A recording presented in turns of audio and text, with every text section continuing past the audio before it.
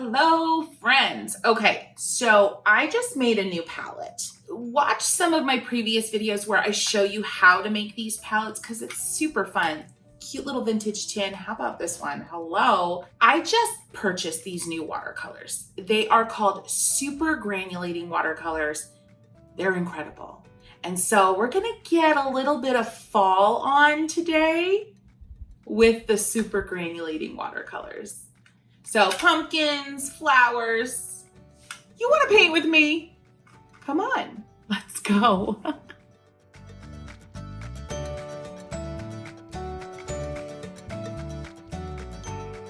I picked up these new super granulating pigments. I got them on AliExpress. You can check it all out below. But that's what we're going to use today for a really straightforward, simple, kind of in-your-face approach to some fall pumpkins. Now, apparently Academy is becoming such a favorite that I felt the need to pick up a round block of Academy watercolor paper. So that's what I'm going to use today. It just felt right. I'm going to also use the Art for Joy's Sake brush collection because, well, I'm biased and it's all I paint with right now. So if you want to figure out how to buy all that, take a look at all that, check below. Let me tell you a little bit more about these pigments. So basically, when a pigment granulates, it means, and I am no scientist and I am no pigment expert, but it means that the color particles, the pigment particles, are separating easier. So if you have handmade watercolors, if you have a lot of Daniel Smith pigments, you're going to notice a lot of those pigments will separate. So when you start painting with them, what you see from brushstroke 1 changes significantly to the point at which that brushstroke is dry. The pigments separate, some other colors will start to appear, as you can see here. I mean, we've got reds turning into yellows, into oranges, we've got greens turning into aquas, we've got blues turning into purples. Now, this particular collection, it's called Supervision. They're super granulating. They're like hyper granulating. They're not the most light fast. So you got to keep them out of direct sunlight, but man, are they exciting to use.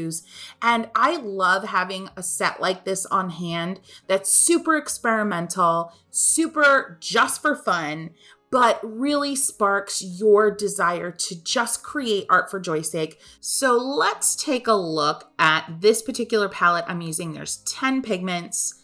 You're going to have to not blink because what happens with these is pretty incredible. Now, stick around because I am going to let you know about some classic colors from Winsor & Newton, from Daniel Smith that granulate that you may already have. But first, let's get to swatching. One thing to know about granulating colors is you need to play. Starting with this red here, and I can't even with good conscience call it red because it quickly shows off oranges, yellows, all the things. But to know that water is key is so important. Playing with water, adding more water, removing water from the paint you just added to the page is so key to bring to life and to kind of egg on the granulating effects of that type of pigment. So I'm here onto my third color in this set, and you're going to see as the pigment dries on the page, or as I add more water, you're going to see the separation of color. You're going to see things happen, and it is so cool to watch. Another way to swatch out these types of colors to really get a sense of what they can do is to swatch in bigger circles, so you can do a lot of swirling with your brush. So that's another way to kind of experiment with a new set, especially of granulating pigments like this. I am using a 3/4 inch flat wash brush from my collection. And you can see here, I'm just adding more color, adding more pigment, dragging the color out so it almost is completely dry on the page just to see what happens. I'm stroking down on the page. I'm stroking left to right. Again, I'm experimenting. I'm playing. This is so important to do when you have a new set of pigments, just to play. Now, don't get me wrong. You don't have to swatch like everyone else swatches. You can paint a page full of leaves or circles or whatever, stripes. But to get some paint on the page and just have at it and go crazy nuts and see what happens, let caution just fly to the wind. Is that the right colloquialism? Let it fly to the wind? I don't know. I screw those up all the time. If you've been with me for a few years, you know that. My husband makes fun of me because I get them wrong all the time. Anyway, throw caution. That's it. Throw caution to the wind. Anyway, you can see here as I progress, I want you to look back at the first two colors that I put down. Holy cow. Now, that green color doesn't actually have red in it. I had a little like wet and wet situation, but seriously, look at those first 2 or 3 colors that I put down. Look how they're changing.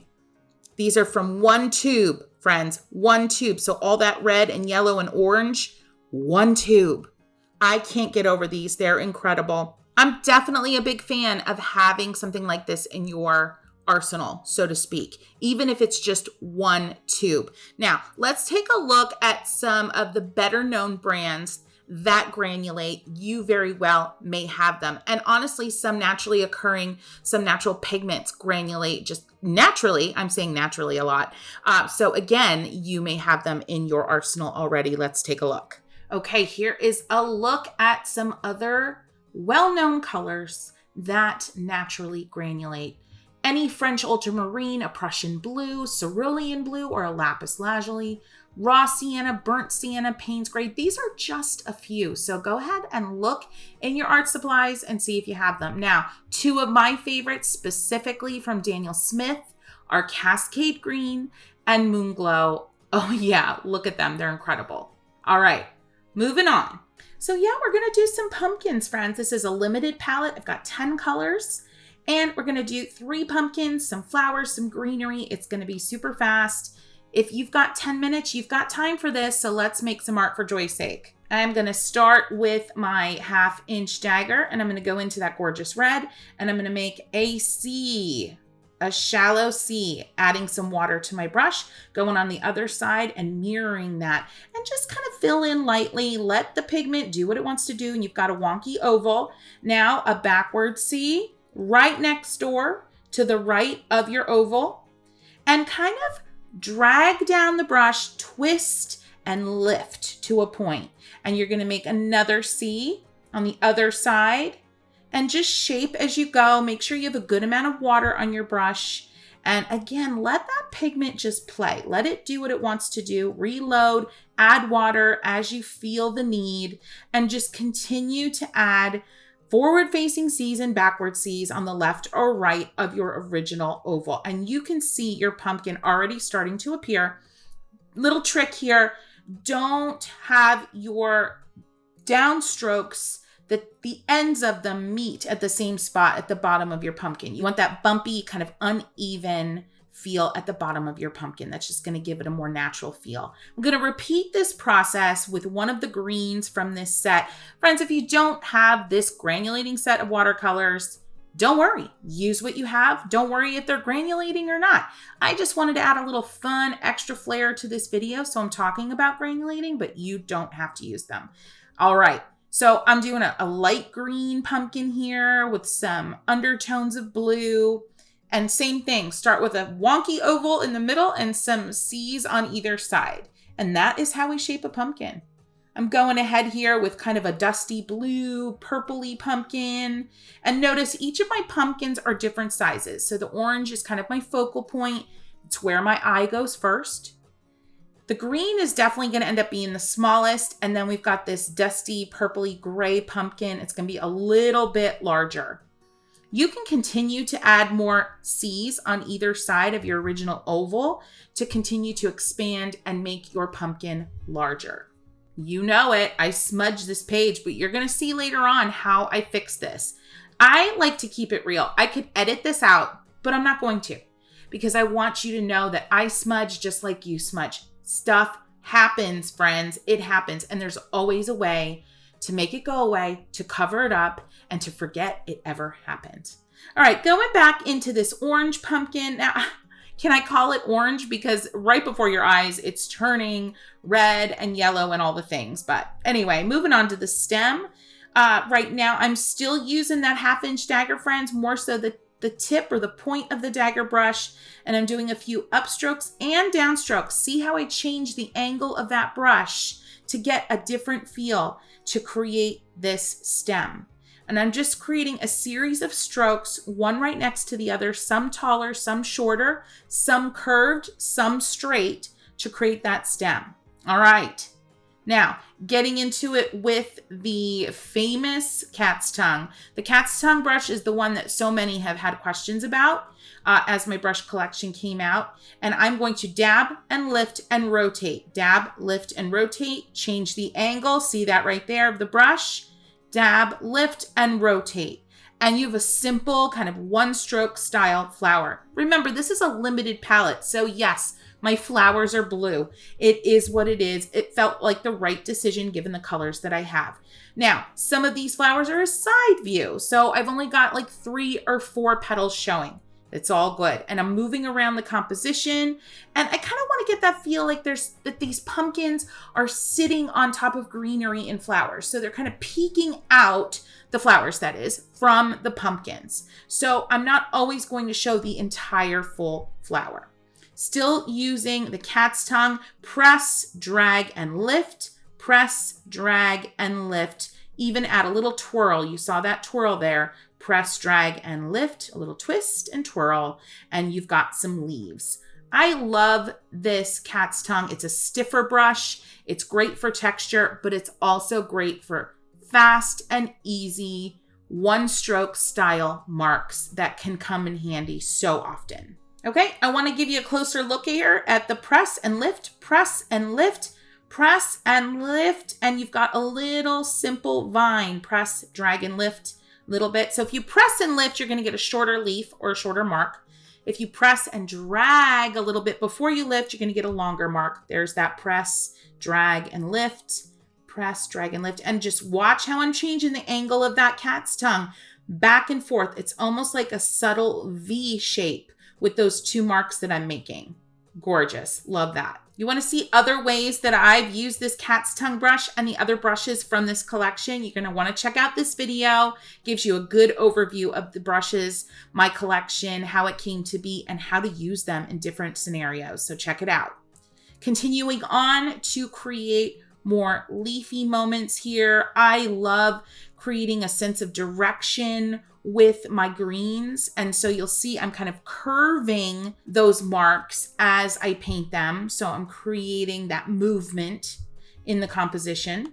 All right, now on to the good stuff. Now it's all good stuff. I got to tell you, I get excited about all of it, but let me tell you what, the liner brush and I have a special love affair. So let's move on here. I'm loading up with that reddish, orangish, yellowish, crazy color. I don't know what to call it. Anyway, loading up. I'm going to do some line work on this pumpkin. Stroke down. I'm sorry, friends, my hand is in the way. And the reason my hand is in the way, and I'll explain, I tend to hold my brush almost perfectly perpendicular to the page when I'm making certain linear, thin, wispy marks. And so that is why sometimes my hand eclipses what I'm doing in these videos. So just know that. So a few strokes here and there. Some can be from the very top of the pumpkin to the bottom. Some can go halfway. Let that paint drag out and disappear. Mix it up. Mix it up. Variety is the spice of life, and it's the variety that's the spice of watercolor, right? You want spicy watercolor. You don't want bland watercolor. So mix it up. Don't always make the same marks everywhere all the time. Little extra detailing underneath at the bottom of that pumpkin just to give it some visual weight.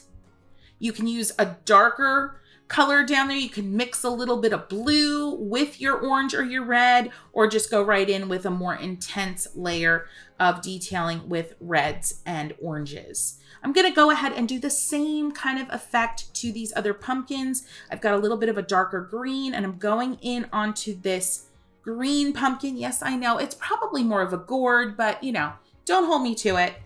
And I'm creating some linear marks here. Again, variety, variety, variety.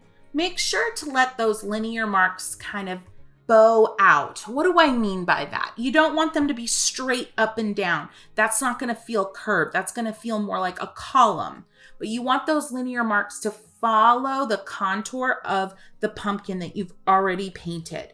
So no straight up and down linear marks. You want curved, bowed shapes with your liner brush. You can add a little bit of something, something to those stems with an even darker green, or you could use, maybe you have the Cascade Green or the Moon Glow or a Payne's Gray, something darker. I'm not a big fan of outlining, so I wouldn't necessarily say to outline at this point, but these linear marks are a great way to add definition and excitement. Switching it up to my number 2 round brush, I'm going to add some of that reddish orange to the centers of those blue flowers, just a dab here and there in each one, and wow, love it. All right, let's wrap this one up, friends. I'm just going to continue the greenery off to that right edge because we know why. I got to cover up the smudge. I'm going to grab the 1/4 inch dagger, pick up a little bit of green, whatever's on your mixing palette, whatever you've got left over, and dab and lift, dab and lift, dab and lift. Very similar to what we did with the cat's tongue. It's just a little bit, a softer brush, a little bouncier feel, a little bit more of an out of control feel, but you're going to get a little bit of a different mark so you don't have too much repetition. Now I'm going to go ahead and create a blue flower again, like I did with the cat's tongue, but with the 1/4 inch dagger. I'm going to go right off the edge of the page, and this is where I get to cover up my smudge. And then I'm going to continue this. I kind of like this vibe I've got going where the greenery is creating this subtle kind of wavy line going through the center of my watercolor paper, and I'm digging it. So just fill in little dabs, little touches, little drags, little downstrokes, little upstrokes, and before you know it, you've got a beautiful baseline of gorgeous, simple greenery. Love it so much. Now, what do I say? You got to remember to compliment yourself. If you don't know what I'm talking about when I say you've got to compliment yourself, I want you to watch this video. It's where I tell you how, I don't tell you. I suggest a couple of ways for you to be kind to yourself during the painting process. And I refer to this practice, this mindset shift all the time on this channel. So if you haven't seen this video, please watch it soon, okay? Also, friends, if you're having a good time and you like this video, go ahead and give a boop. A boop is a like. Let the YouTube algorithm know that you're having a good time and that other people should join in the fun. I really appreciate it. All right, going back into the pumpkin, adding a little bit here and there. I'm making it a little bit wider, so little tiny C's on each side.